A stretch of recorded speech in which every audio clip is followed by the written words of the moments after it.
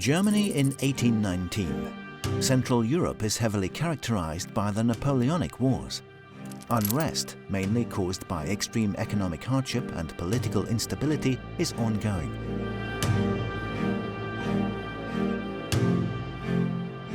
Anti-Jewish sentiments are sparked by religious prejudice, economic jealousy, and social instability. They were considered the scapegoats for the plague, which resulted in horrific massacres and persecution of the Jews.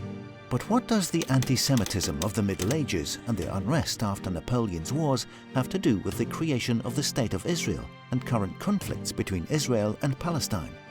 Don't worry, we'll explain the various political, geographical, and social aspects to provide you with a coherent and useful overall picture.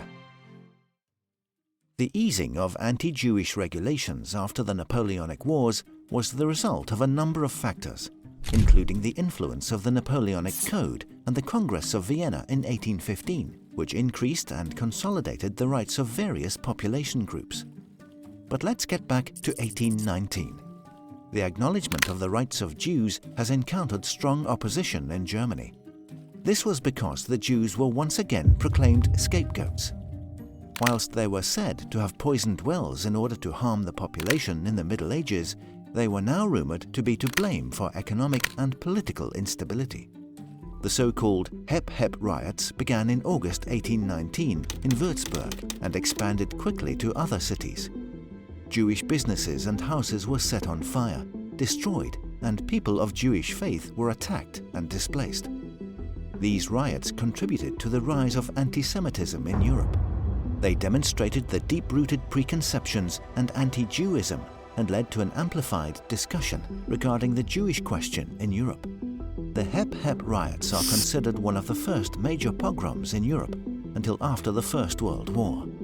The oppression of the Jews and the widespread anti-Semitism needs to be resolved. Theodor Herzl, a Hungarian Jewish writer and publicist, monitors anti-Semitism and discrimination and attempts to find a solution. He published this solution in the book The Jewish State in 1896. In his work, he argued for the establishment of a Jewish protective state in Palestine as both an answer to the Jewish question and protection against anti-Semitism. His viewpoints and beliefs are now regarded as the basis for Zionism, a political and national movement committed to the establishment and promotion of a Jewish national state in Palestine. But Herzl wasn't just an author. He also negotiated with several governments, particularly the British.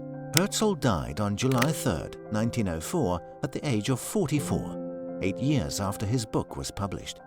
Despite his untimely death, he left a lasting legacy within the Zionist movement, including having the British declare their support for the establishment of a Jewish nation-state in Palestine in 1917 in the so-called Balfour Declaration. But one question remains.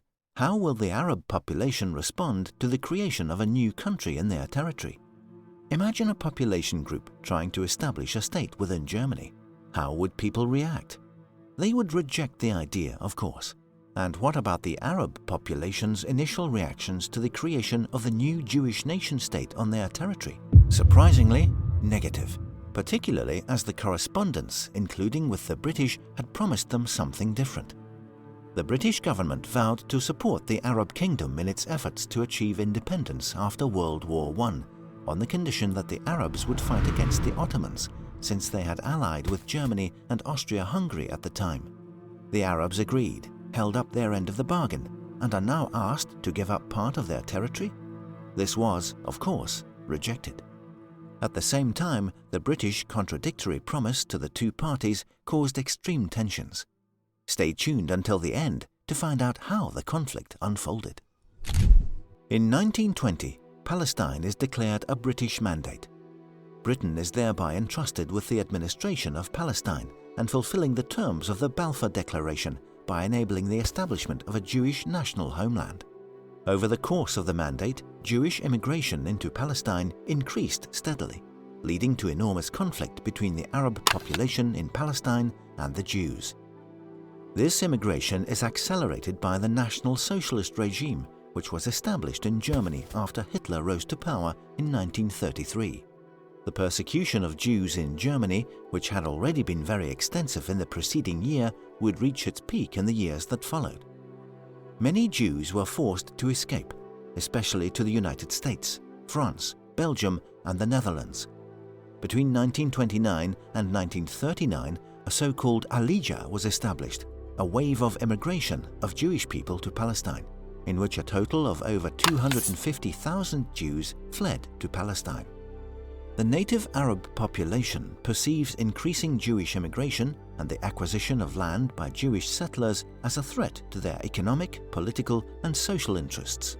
The concern about a Jewish majority and the establishment of a Jewish state led to growing opposition and rejection of Jewish immigrants.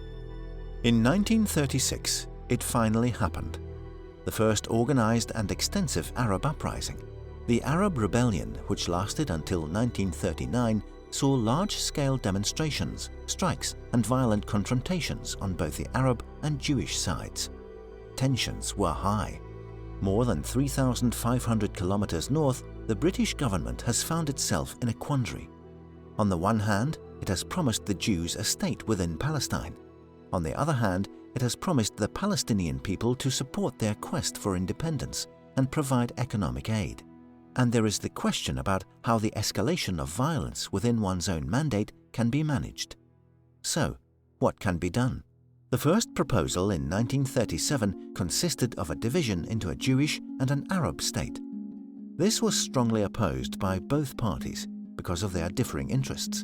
In 1939, an attempt to restrict Jewish immigration and land acquisition was made to reassure the Arab population. The apparent favoritism of the Arab party gives rise to frustration and rejection on the Jewish side, resulting in enormous resistance. There must be a different solution, but what would satisfy both sides? Another problem is that a solution must be found quickly. Hitler's regime becomes increasingly focused on the Holocaust and the Jewish final solution. The Holocaust is regarded as one of the largest and most horrific genocides in modern history, inflicting the greatest suffering imaginable on millions of Jews. During the Holocaust, approximately 6 million Jews perish. The remainder is systematically persecuted and desperately in need of a safe haven. Was Palestine, as the sanctuary, the solution the British promised the Jews? The British, as active participants in the war between 1939 and 1945, primarily focused on the restitution of peace in Europe, but could not simultaneously focus on the security of Palestine. They decide to give up their mandate and withdraw from Palestine in the following years. The future of Palestine is supposed to be decided by the UN, that is, the United Nations.